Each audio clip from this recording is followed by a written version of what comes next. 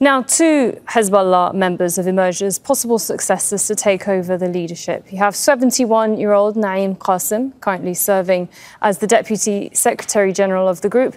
He was appointed second in charge in 1991 by then-leader Abbas al-Musawi before his assassination by Israel. Qasim is one of Hezbollah's chief ideologues and one of its earliest members.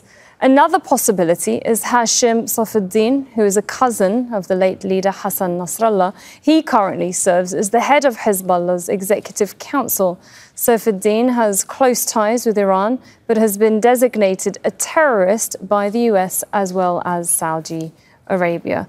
Now, Omar Rahman is a fellow at the Middle East Council on Global Affairs. He joins us live from New York. Thank you so much for joining us.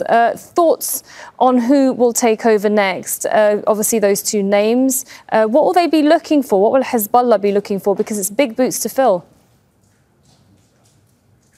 First of all, thank you for having me. I'm not really in a position to opine on who the successor of Hezbollah might be. I mean, we know that their senior leadership, for the most part, has been decimated over the past couple of weeks. And so other members that may fill that vacuum, I'm not quite sure. But what we do know is that there's a serious leadership vacuum at probably the most dire time possible in the midst of a war that Israel has escalated dramatically over those 2 weeks. So I think we have that leadership vacuum. I think there's probably a lot of confusion within the rank and file, which corresponds with how Hezbollah is responding or not responding to this Israeli aggression at the moment. And Prime Minister Benjamin Netanyahu, and I quote, says that this is a change to the balance of power. He also says that Israel can reach anywhere. Is it a change in the balance of power now that Hassan Nasrallah has been killed? Yes, I don't think there's any way to really sugarcoat it from Hezbollah's point of view. I think in the long run, they'll replace Nasrallah and regroup as an organization. But again, within the midst of what's happened here, the decimation of the senior leadership, the killing of Hassan Nasrallah, who was an iconic figure within the organization, the disruption of their communications networks and the fashion that happened with the pagers, their primary communication network, and then this kind of incessant and severe bombing of Lebanon that's happened over the last several days has been, again, no way to sugarcoat it. I think a huge turning point in Israel's favor. I think Hezbollah is on the back foot. They may regroup and find their footing here and be able to respond with the capabilities they have. But I think, this took them by surprise, the escalation, first with the pagers, and then, step by step, the leadership being killed and the bombing. And so I think Hezbollah is definitely on the back foot. And certainly we know that the US has been preparing for a potential Iranian retaliation. They've talked about it often, Iran. They've also obviously said that they will retaliate here. Yet to see that. But Iran has also, in the last few hours, asked the UN Security Council for an emergency meeting. So that's on the diplomatic side. But how is Iran, do you think, going to react to this latest development?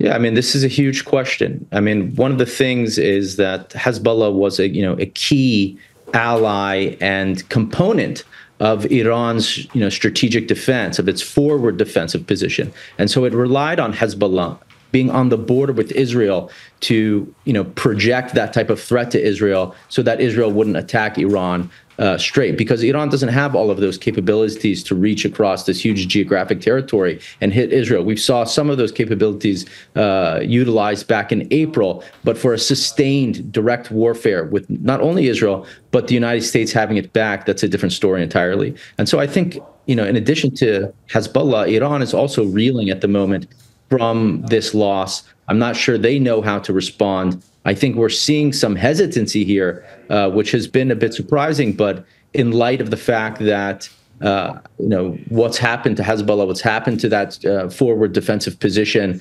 Iran is in a difficult spot. And their credibility is really on the line, I think, for the region and for their allies within the axis of resistance that are looking to it for support and for a response to what's happened to their most key junior partner in that network. Now, turning to the US, we've heard US President Joe Biden saying that when answering reporters saying that he'd be looking at a ceasefire, obviously between Israel and, well, it's not really clear at the moment whether he meant Israel and Lebanon or whether he was referring to a ceasefire in Gaza. Nevertheless, the timing of this is really interesting because we're not far from a US presidential election that will be taking place in November, and we're also not far from the one-year anniversary of October 7. What is the US's role in all of this at the moment?